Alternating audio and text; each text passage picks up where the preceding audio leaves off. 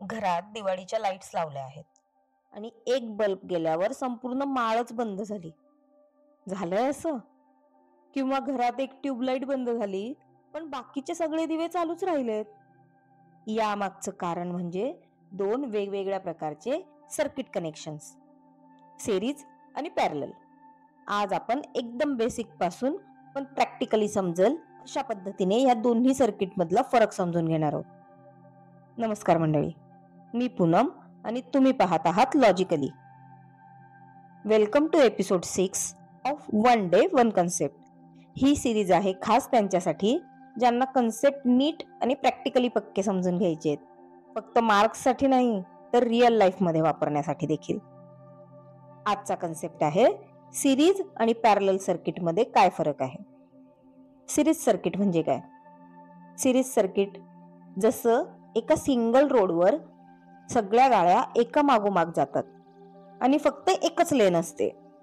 या एकाच मार्गावरूनच सगळ्यांना जावं लागतं. सिरीज कनेक्शन मध्ये सगळे कंपोनंट्स एकाच करंटच्या मार्गावर जोडलेले असतात. करंट सर्व कंपोनंट्स मधून सारखाच फ्लो होतो, पण व्होल्टेज प्रत्येक कंपोनंट मध्ये विभागला जातो, म्हणजे डायव्हर्ट होतो. मात्र इथे एक महत्वाचा मुद्दा आहे.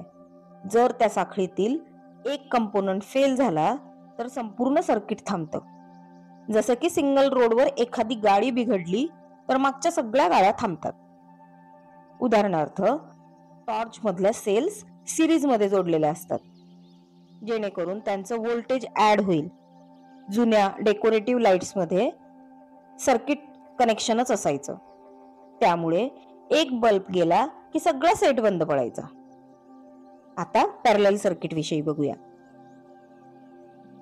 पॅरलल सर्किट म्हणजे जसं की मल्टीलेन हायवे असतो, जिथे प्रत्येक लेन वेगळी असते. एका लेन मध्ये गाडी बंद पडली तरी इतर लेन्स मधून वाहतूक सुरू असते. पॅरलल कनेक्शन मध्ये प्रत्येक कंपोनंटला करंट मिळण्यासाठी स्वतंत्र मार्ग असतो. त्यात प्रत्येक कंपोनंटला समान व्होल्टेज मिळतो, पण करंट ब्रँचेस मध्ये डिवाइड होतो.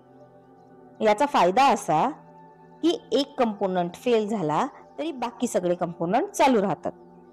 उदाहरणार्थ, आपल्या घरातील वायरिंग सिस्टीम पॅरलल असते, म्हणूनच एक प्लग पॉइंट खराब झाला तरी बाकीचे परफेक्टली काम करतात.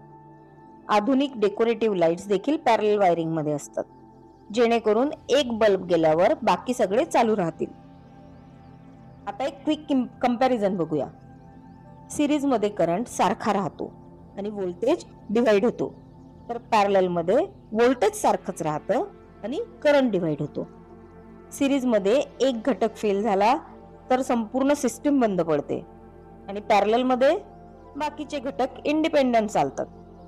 म्हणूनच टॉर्च, काही सेन्सर आणि व्होल्टेज वाढवायची गरज असलेले अप्लायन्सेस सिरीज वापरतात, तर घरातील वायरिंग, अप्लायन्सेस, सॉकेट्स आणि स्टेबल व्होल्टेज लागणाऱ्या सिस्टीम्स पॅरलल वापरतात.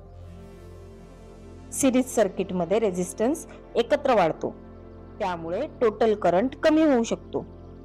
पॅरलल मध्ये टोटल रेझिस्टन्स कमी होतो, त्यामुळे लोडला जास्त करंट मिळू शकतो. इंजिनियर्सला डिझाईन करताना हे बॅलन्स करावं लागतं, कुठं सिरीज योग्य आहे आणि कुठे पॅरलल.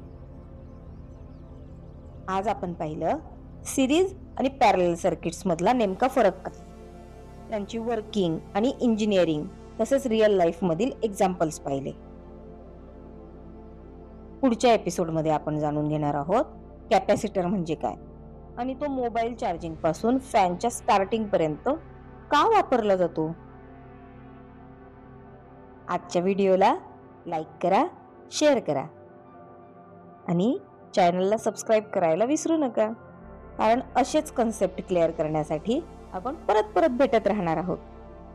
आज कमेंट्स मध्ये मला सांगा, तुमच्या घरातील वायरिंग कोणत्या टाईपची आहे.